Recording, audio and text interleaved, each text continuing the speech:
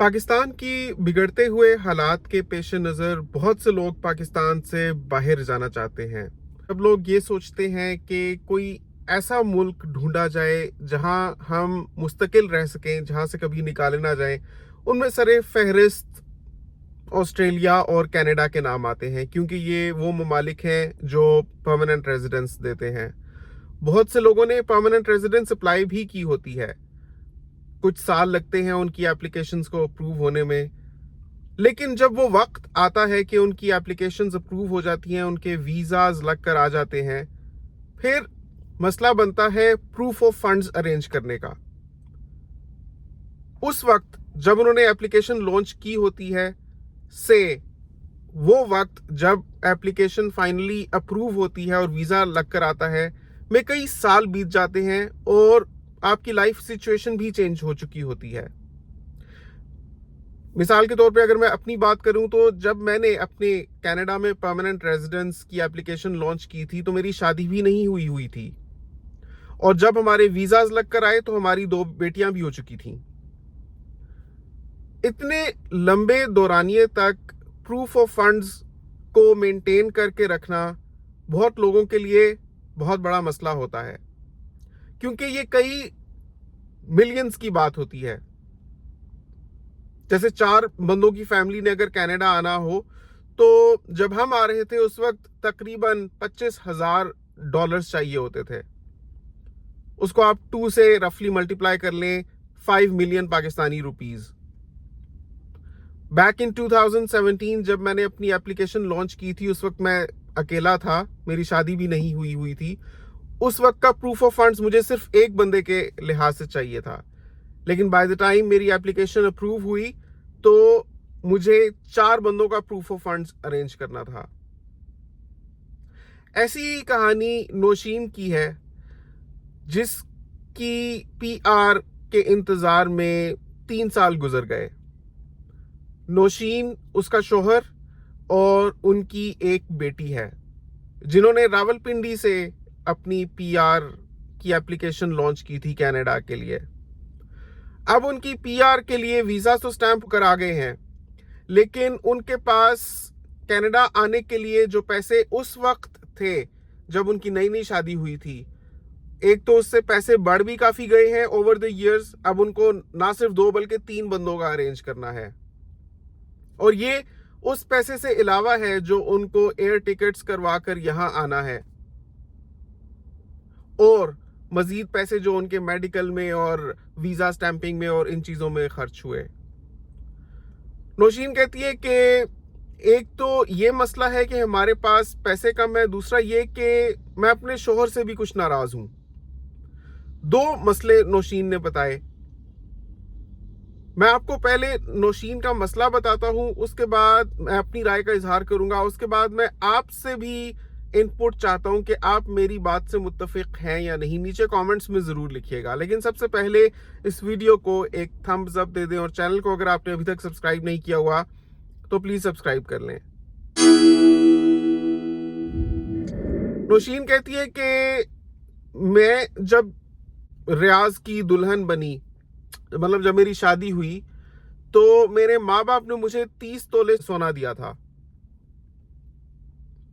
मतलब जो ज्वेलरी की फॉर्म में था।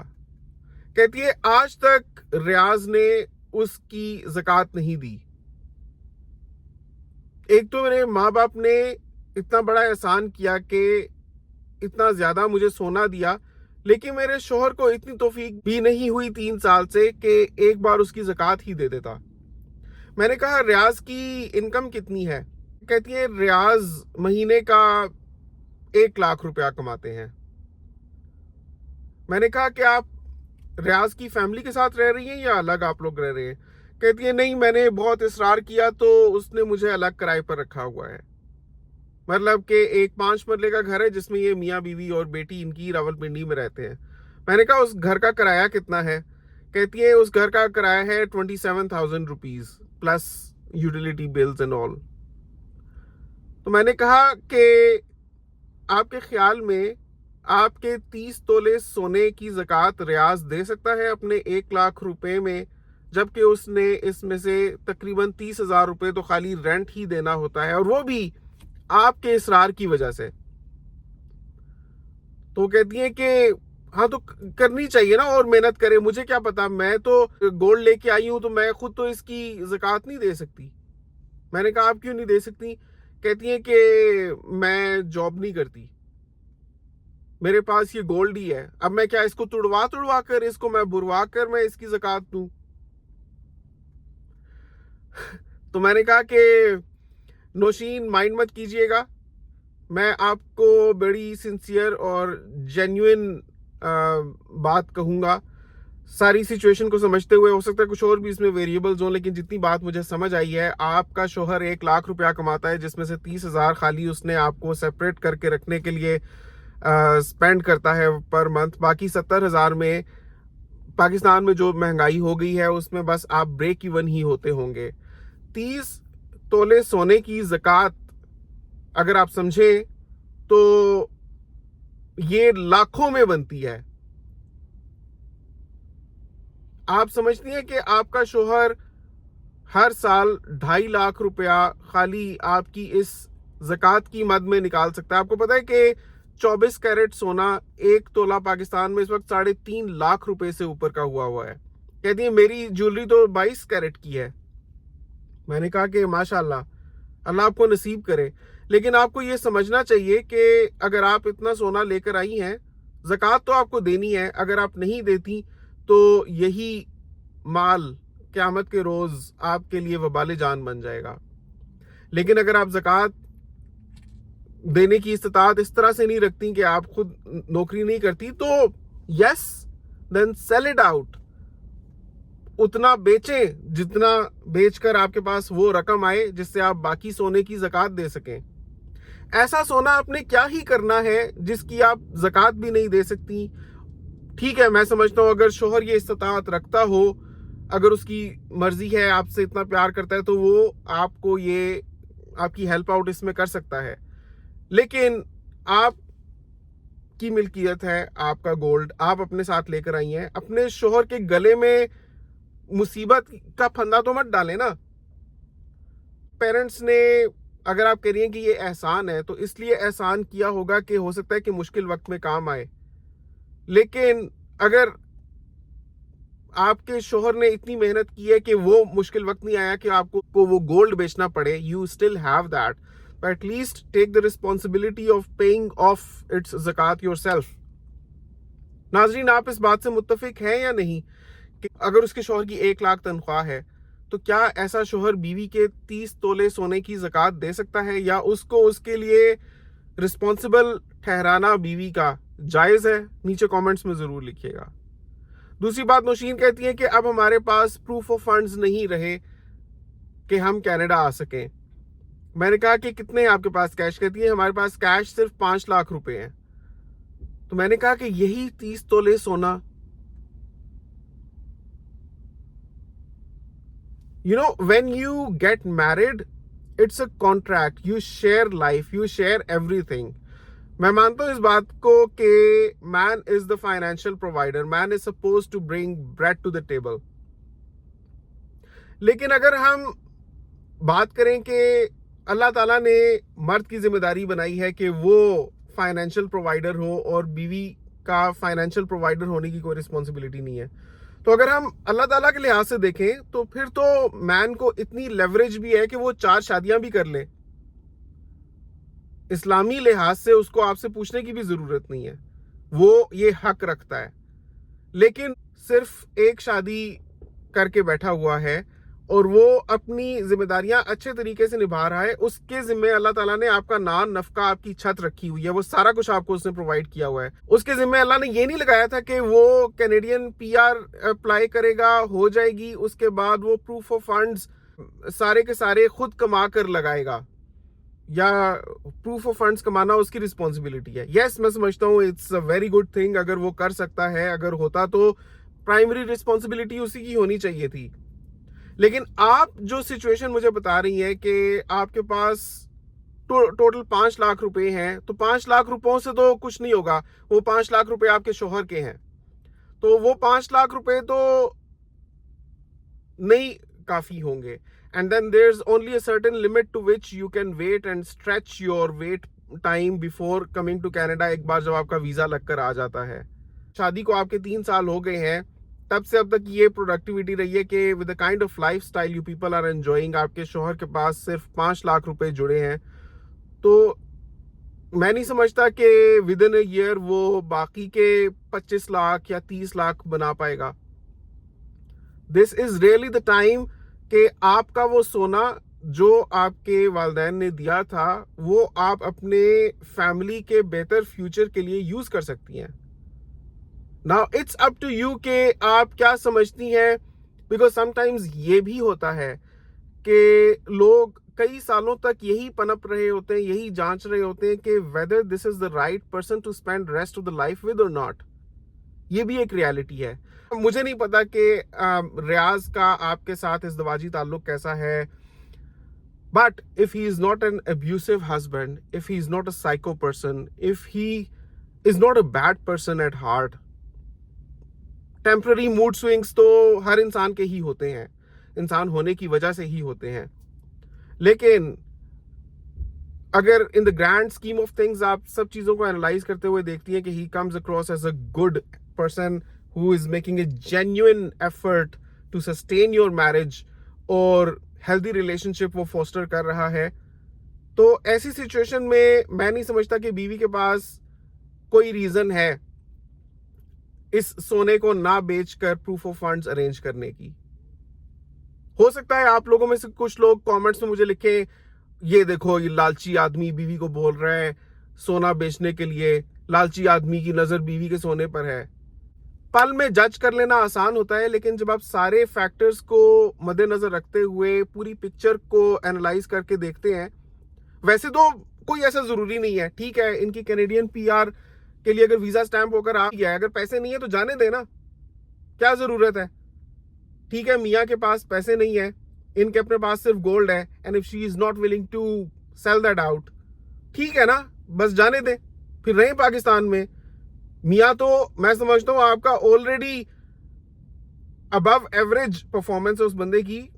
कितने ही लोग हैं जो अपनी बीवियों को लेकर सेपरेट होकर रहना अफोर्ड कर सकते हैं। उस बेचारे का अपना घर तक नहीं है अलग, वो किराए पर आपको सेपरेट लेकर रख रहा है पीस ऑफ माइंड के लिए, आपको एक अच्छा हेल्दी लविंग एनवायरनमेंट प्रोवाइड करने के लिए। वो भी काफ़ी नहीं है आपको। इफ़ यू थिंक पाकिस्तान के हालात इतने अच्छे नहीं हैं, आपके हाथ अगर ये मौका आ गया है तो आप बाहर आ सकती हैं, लेकिन अगर उसके लिए पैसे नहीं है आपके पास and you are also not willing to sell your gold, then just keep living in Pakistan.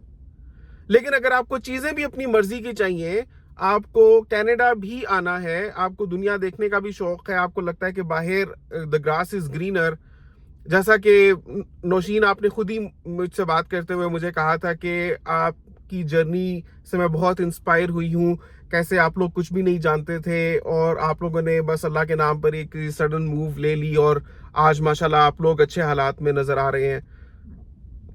And आप भी ऐसा कुछ करना चाहती हैं। फिर देखें, कुछ पाने के लिए कुछ खोना पड़ता है, और ये सोना जो आपके रिलेशनशिप में भी डाउट्स, सस्पिशंस को जन्म दे रहा है, वो सोना जिसको बेचकर आप अपनी जिंदगी में कोई बेहतरी नहीं ला सकती, तो वो सिर्फ वबाले जानी है। मैं डॉक्टर इसार अहमद साहब का एक लेक्चर सुन रहा था, उसमें वो कह रहे थे कि कोई नेमत नहीं है जब तक उसके साथ हिदायत ना हो।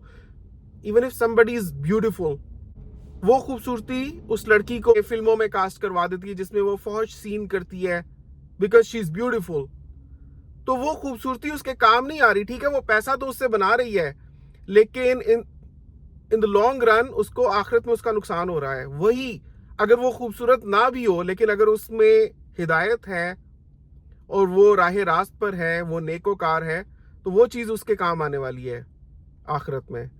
इसी तरीके से ये जो सोना है जिसको आप नेमत समझ रही हैं, ये नेमत तभी है अगर इसको यूज़ करके आप अपनी ज़िंदगी में कोई बेहतरी ला सकती हैं। अगर ये सोना आप और आपके पार्टनर के बीच में सिर्फ दरार डाल रहा है, you think that you are financially more secure and stable because you have this money, and आपका शोहर रिस्पॉन्सिबल है आपके सोने के ऊपर ज़कात देने के लिए, हालांकि उस बेचारे के पास इतनी नहीं बचत हो रही। तो मेरे ख्याल में ये सोना सिर्फ आपके जहन में शैतान की आमाजगाह बन रहा है, जिसके ज़रिए शैतान आकर आपके दिल में वसवसे डाल रहा है और आपकी शादीशुदा ज़िंदगी में जहर घोल रहा है। तो अगर तो इस सोने को आप अपनी बेहतरी के लिए यूज़ नहीं कर सकती तो just take it as a liability. मेरे ख्याल में ये एक लाइबिलिटी से बढ़कर नहीं है। लेकिन अगर आज के दौर में आपके पास 30 तोले सोना है and you are just a house wife and your husband makes just 1 lakh Pakistani rupees और आप लोग अलग रह रहे हैं और आपका शोहर एक अच्छा बंदा है, then it makes complete sense कि आप उसको बेचें और stop thinking of yourself as an individual now, कि आप एक इंडिविजुअल है जिसके पास वो सोना है और शोहर की एक सर्टेन अलग फाइनेंशियल औकात है, आपकी एक अलग फाइनेंशियल औकात है। Now you people are a family, a system into which you also brought another person, आपकी बेटी। तो आपकी जो जिंदगी का फोकस होना चाहिए ना, वो अपनी और उसकी फाइनेंशियल खुशहाली होनी चाहिए। उसके लिए आप आज स्टेप्स लें। तो उसमें ये 30 तोले सोना आपके बहुत काम आ सकता है। मुझे नहीं लगता कि अगर आप इसको बेचें तो you will fall short of arranging the proof of funds even आने के लिए। तो यहाँ पर दुरुस्त होने की जितनी सिचुएशन आपने मुझे बताई है, उसके लिहाज से रियाज को नहीं है बल्कि आपको होश के नाखून लेने की ज़रूरत है। माइंड मत कीजिएगा, लेकिन ज़रूरी नहीं है कि जो बंदा अभी अपना मसला मेरे साथ शेयर करे किसी और बंदे की बाबत, तो वो जो दूसरा बंदा है, जो एब्सेंट, जो थर्ड पर्सन है, वही गलती पर हो। समटाइम्स जो लोग बयान कर रहे होते हैं, जैसे फॉर एग्जांपल पुलिस के पास कोई बंदा केस लेकर आता है, ज़रूरी नहीं कि अगर वो किसी की शिकायत लगा रहा है तो वो जो शिकायत जिसकी लग रही है वही बंदा फॉल्ट पर है। समटाइम्स एक तो करेला ऊपर से नीम चढ़ा या उल्टा चोर कोतवाल को डांटे वाली बात होती है कि फॉल्ट पर खुद होते हैं लेकिन दूसरे को कटहरे में लाने की कोशिश कर रहे होते हैं। सो यहाँ पर मुझे लगता है कि Nausheen, you can really help this family out and कदर करें ऐसे शोहर की जो आउट ऑफ द वे जाकर आपको एक सेपरेट घर फराहम कर रहा है, आपको वो डेली मेहनत करने जाता है, वो कमा कर ला रहा है, जैसे भी है बन पड़ रहा है, वो हाथ पांव मार रहे हैं और एक सिस्टम चला रहा है। ये 30 तोले सोना जो आपने अलमारियों में रखा होगा या आपने बैंक में रखा होगा, ये आपके किसी काम नहीं आने वाला अनलेस आप भी एक फैमिली की तरह से सोचती हैं। So that's my 2 cents on it. Viewers, आप क्या समझते हैं? नीचे कमेंट्स में अपनी राय का इजहार जरूर कीजिएगा। फिर मुलाकात होगी इंशाल्लाह फिर किसी नए मसले के साथ। अगर किसी ने अपना प्रॉब्लम मेरे साथ शेयर किया, अगर आप भी अपना प्रॉब्लम मेरे साथ शेयर करना चाहते हैं तो मुझे व्हाट्सएप पर कांटेक्ट करें या मुझे ईमेल पर कांटेक्ट करें। दोनों की डिस्क्रिप्शन में लिंक्स मौजूद हैं। आपसे मुलाकात होगी इंशाल्लाह अगली वीडियो में। अपना बहुत ख्याल रखिएगा। नेक्स्ट टाइम तक के लिए अल्लाह हाफिज़।